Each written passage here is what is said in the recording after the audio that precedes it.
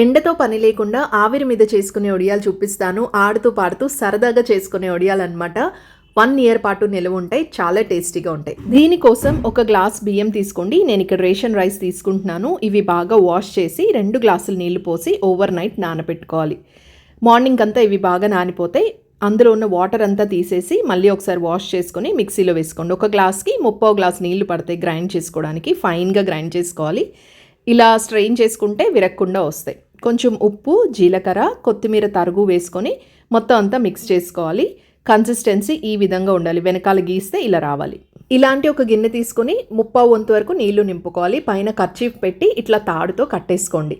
ఇప్పుడు ఈ గిన్నెని స్టవ్ మీద పెట్టి లోపల ఉన్న నీళ్ళని మరిగించుకోవాలి. పైన ఇట్లా పొగలు వస్తున్నప్పుడు ఇందాక మనం పక్కన పెట్టిన పిండిని ఇలా ఒక గరిటెడు వేసుకుని స్ప్రెడ్ చేసుకోవాలి. ఒక 20 సెకండ్స్ పాటు కవర్ చేసి కుక్ చేసుకోవాలి.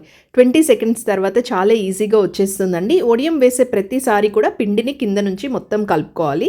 ఇప్పుడు ఈ వడియాన్ని క్లాత్ మీద కానీ కవర్ మీద కానీ వేసి 2 డేస్ ఫ్యాన్ కింద ఆరబెడితే ఆరిపోతాయి. వడియాలు పెట్టే కవర్ లింక్ స్క్రీన్ మీద స్టిక్కర్లో ట్యాగ్ చేశాను. అక్కడి నుంచి కొనుక్కోండి.